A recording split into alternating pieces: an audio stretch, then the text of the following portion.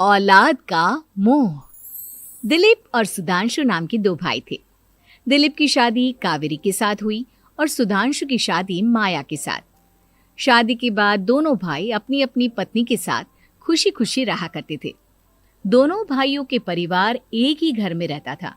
साथ में खाना, साथ में घूमना, कुल मिलाकर दोनों भाइयों का परिवार खुशहाल परिवार था। कुछ सालों के बाद दिलीप की पत्नी कावेरी को एक बेटा हुआ। भैया, आज मैं बहुत खुश हूँ। चाचा बन गया हूँ मैं। हाँ भाई साहब, इस बच्चे के घर में आने से तो रौनक आ गई है। मैं सबको बताऊंगी कि मैं तो चाची बन गई हूँ, चाची। तुम दोनों कितने अच्छे हो। हमारे बच्चे के आने से ऐसे खुश हो रहे हो जैसे ये बच्चा तुम्हारा ही हो। बस भैया, अब आपका बेटा इस दुनिया में आ गया ना, हम भी कोशिश करेंगे कि हमारा भी बच्चा जल्दी से इस दुनिया में आ जाए। और फिर आपका और हमारा बच्चा दोनों मिलकर दिन भर घर के आंगन में खेला करेंगे। कितना मजा आएगा ना। सच कहती हूँ माया, मैं भी उसी दिन का इंतजार कर रही हूँ जब तुम्हारी भी गोद भर जाएगी और मेरे बेटे को एक छोटा भाई या बहन मिल जाएगी। 1 साल बीत जाता है। दिलीप और कावेरी का बेटा अब 1 साल का हो चुका था, लेकिन सुधांशु और माया की कोई औलाद नहीं होती। माया, लगता है कि हमारी जिंदगी में बच्चे का सुख ही नहीं है। ऐसा क्यों कहते हैं? दिलीप भाई साहब का बेटा भी तो हमारा ही बेटा है ना। तुम्हारी बात बिल्कुल ठीक है माया, लेकिन फिर भी हमारा खुद का एक बच्चा होता तो कितना अच्छा होता। हाँ, कावेरी भाभी भी हमेशा कहती हैं उन्हें अपने बेटे के लिए एक छोटा भाई या बहन चाहिए। लेकिन देखिए ना, हमारी तो किस्मत ही कितनी खराब है। हमारे तो सारे ट्रीटमेंट भी फेल हो चुके हैं। डॉक्टर ने भी साफ साफ कह दिया है कि तुम कभी माँ नहीं बन सकती। वही तो सुधांशु, बहुत बुरी किस्मत है हमारी। लेकिन माया, हम अपनी किस्मत को इतना क्यों कोस रहे हैं? हम दिलीप भाई साहब के बेटे को अपने बेटे की तरह ही प्यार कर सकते हैं ना। हाँ जी, बिल्कुल सच कहा। मैं भी वैसा कर सकती हूँ। चाची हूँ, उसे छोटी माँ का प्यार नहीं दूंगी क्या? कुछ दिनों के बाद दिलीप का एक दोस्त दिलीप से मिलने के लिए आता है। अरे क्या बात है दिलीप, बधाई हो बधाई। और घर तो काफी बड़ा है तुम्हारा। वैसे तुमने अपने बेटे के बारे में क्या सोचा है? भैया, और क्या सोचेंगे, बस उसे पढ़ा लिखा कर अफसर बनाएंगे, उसकी पढ़ाई पर खर्च करेंगे। अरे भाभी, आपकी तो इतनी सारी प्रॉपर्टी है, आपको किस बात की चिंता? ले देकर एक बेटा ही तो है। अरे नहीं दोस्त, तुम गलत समझ रहे हो। इस घर में मैं और मेरा छोटा भाई दोनों रहते हैं। इस घर का आधा हिस्सा मेरे छोटे भाई का है। अच्छा, कितने बच्चे हैं तुम्हारे छोटे भाई के? भैया, उनके साथ ना कुछ प्रॉब्लम है। मेरी देवरानी कभी माँ नहीं बन सकती। अरे फिर किस बात की चिंता? अरे मैं तो कहता हूँ अपने बेटे के भविष्य के बारे में सोचिए ही मत। बस ये घर उसके नाम करवा दीजिए। देखिए, आपके भाई का भी कोई बच्चा नहीं है तो सब कुछ आपके बेटे को ही मिलना चाहिए। लेकिन ऐसा करना क्या सही होगा? अगर उनका बच्चा नहीं है तो क्या हुआ? ये घर आधा उनका है, उनकी जो मर्जी है वो करे। अरे कैसी बात करते हो? उनकी कोई औलाद नहीं है, वो क्या करेंगे प्रॉपर्टी अपने नाम रखकर? हाँ, वैसे भाई साहब, आपकी बात तो बिल्कुल सही है। अब जो कुछ भी है वो हमारे बेटे का ही तो है। आखिर वही तो इस घर के वंश को आगे बढ़ाएगा। मैं कल ही देवर जी से बात करती हूँ। अगले दिन सुधांशु और माया, इधर आओ। तुम दोनों से एक बहुत जरूरी बात करनी है मुझे। बताइए ना भाभी, क्या बात है?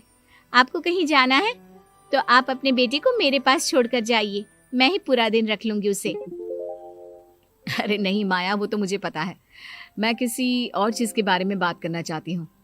बताइए ना भाभी, क्या बात है? देखिए देवर जी, आपका कोई बच्चा है नहीं, लेकिन मैं जानती हूँ कि आप हमारे बेटे को अपने बेटे की तरह ही प्यार करते हैं।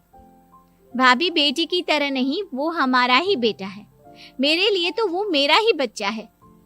वही तो फिर क्यों ना ये सारी प्रॉपर्टी हम मेरे बेटे के नाम करवा दे, क्योंकि तुम्हारा हो या मेरा, हम सबका एक ही तो है बेटा। लेकिन भाभी, अभी तो वो सिर्फ 1 साल का है। अभी से प्रॉपर्टी उसके नाम करवाने का क्या मतलब है? देखिए देवर जी, जो काम जितना जल्दी हो जाए ना, उतना अच्छा। आने वाले वक्त का क्या भरोसा। भाभी भरोसा क्यों नहीं, हम तो हमेशा आपके बेटे को माँ बाप की तरह ही प्यार करेंगे।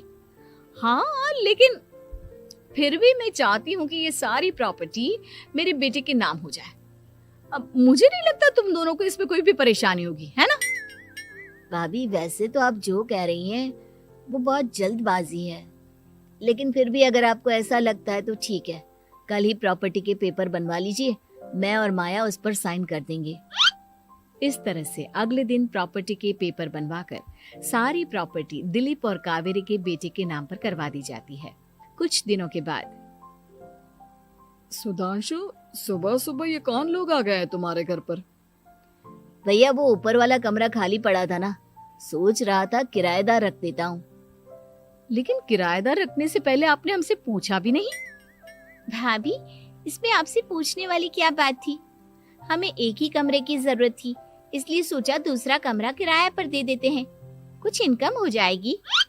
अरे माया, ये सारी प्रॉपर्टी अब मेरे बेटे के नाम पर है और यहाँ पर जो कुछ भी होगा उसके लिए तुम्हें मेरी या दिलीप की परमिशन तो लेनी पड़ेगी ना। हाँ सुधांशु, तुम्हारी भाभी ठीक ही तो कह रही है।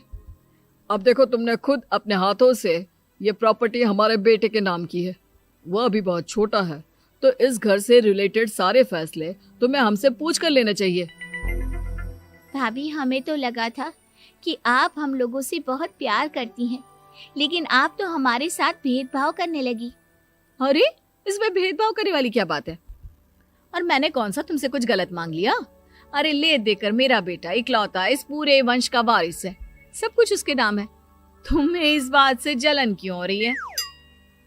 भाभी माया को जलन नहीं हो रही, वो तो बस ऐसे ही कह रही थी। सब जानती हूँ मैं, इसकी खुद की तो कोई औलाद पैदा नहीं हुई, बस इसीलिए जब देखो तब मेरे बेटे पर बुरी नजर डालती रहती है। देखो माया, कावेरी तुमसे बड़ी है, वो जैसा कहती है वैसा करो। और वैसे भी इस घर पर अब तुम लोगों का कोई अधिकार नहीं है, वो तो हम लोगों की भलाई समझो जो तुम्हें अभी तक यहाँ रहने दिया है। भैया आप इतने कैसे बदल गए? इस प्रॉपर्टी ने आपके दिल से हमारे लिए प्यार पूरी तरह खत्म कर दिया है क्या? इसी तरह वक्त बीतता जाता है और देखते देखते दिलीप और कावेरी का बेटा प्रणव 25 साल का हो जाता है और उसकी नौकरी लग जाती है। पापा आज मेरा अपॉइंटमेंट लेटर आ गया है, मैंने सिंगापुर में जॉब ज्वाइन कर ली है। लेकिन प्रणव, विदेश में नौकरी करने जाने से पहले तुम्हें कम से कम अपने मम्मी पापा से एक बार पूछना चाहिए था ना। इसमें पूछने वाली क्या बात है माँ, मैं सिंगापुर जाकर जॉब करना चाहता हूँ तो करना चाहता हूँ। देखो प्रणव, हमने तुम्हारे लिए इतनी सारी प्रॉपर्टी यहाँ पर रखी हुई है, उन सब का क्या होगा? यहाँ रहो, बिजनेस करो। सॉरी पापा, मैं यहाँ रहकर कोई बिजनेस नहीं करने वाला, और ये जितनी भी प्रॉपर्टी आपने मेरे लिए संभाल कर रखी है ना, ऐसे ही किसी को दान में दे दीजिए, क्योंकि मैं सिंगापुर से वापस इंडिया आकर कभी नहीं रहने वाला।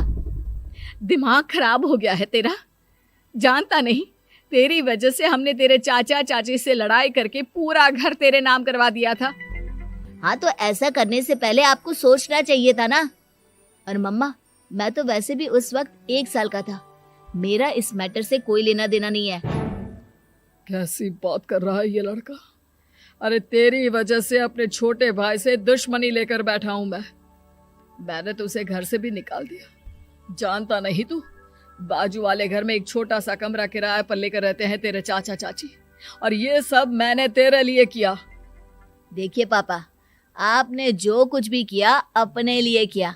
मैंने आपसे कब कहा था कि मुझे ये प्रॉपर्टी और घर चाहिए? और वैसे भी अपने भाई के साथ इस तरह का बिहेव करके आपने कोई अच्छा काम तो किया नहीं। तू सही कह रहा है बेटा, हमने तेरे चक्कर में अपने छोटे भाई जैसे देवर और बहन जैसी देवरानी को इस घर से निकाल दिया। बहुत बड़ी गलती हो गई मुझसे। ठीक है मॉम, तो अब आप अपनी गलती सुधारो, लेकिन मुझे तो फॉरेन जाना है, मैं वहीं जाऊंगा। अब आगे क्या करना है ये आपका डिसीजन है। और प्रणव सिंगापुर जॉब करने के लिए चला जाता है। कुछ दिनों के बाद जब दिलीप और कावेरी को अपनी गलती का एहसास होता है तो वो सुधांशु के घर पहुंचती है। सुधांशु, माया, हमें माफ कर दो, हमसे बहुत बड़ी गलती हो गई। क्या हुआ भाभी? आज इतने सालों के बाद अब हम गरीब लोगों के घर क्या करने आई हैं? भाभी, हमने तो खुशी खुशी अपने भतीजे को सब कुछ दे दिया, अब हमारे पास कुछ भी नहीं बचा है। भाई मुझसे बहुत बड़ी गलती हो गई, जो तेरे जैसे भाई को मैंने प्रॉपर्टी के चक्कर में घर से निकाला, और जिसके लिए मैंने ये सब कुछ किया वो खुद ही विदेश चला गया। भैया भाभी, जिस बेटे के लिए आपने हम लोगों को इतनी तकलीफ दी, आपस के प्यार को बिगाड़ा, जब वही आपसे दूर चला गया तो आपको इस बात का एहसास हुआ। लेकिन माफ कीजिए, अब हम आपके साथ रहने के लिए उस घर में नहीं आ सकते। नहीं नहीं माया, ऐसा मत कहो, मुझसे बहुत बड़ी गलती हो गई, प्लीज वापस चलो, मैं वो घर फिर से तुम्हारे नाम कर देती हूँ। भाभी, मैं उस घर का क्या करूंगी? किसके लिए? मेरा कोई बच्चा नहीं, मैं तो बस जिंदगी भर आप लोगों के साथ प्यार से रहना चाहती थी, प्रणव को अपने बेटे की तरह प्यार करना चाहती थी, लेकिन आपने मुझसे वो अधिकार छीन लिया। भाभी और भैया, एक सवाल पूछना चाहता हूँ आप लोगों से।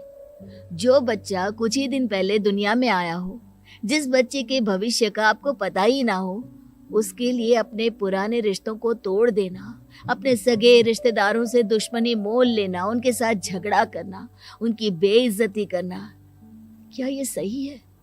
कम से कम हमें सही वक्त का इंतजार तो करना चाहिए ना। सिर्फ प्रॉपर्टी के लिए अपने सगे भाई को घर से निकाल दिया, वो भी अपने 1 साल के बेटे के लिए।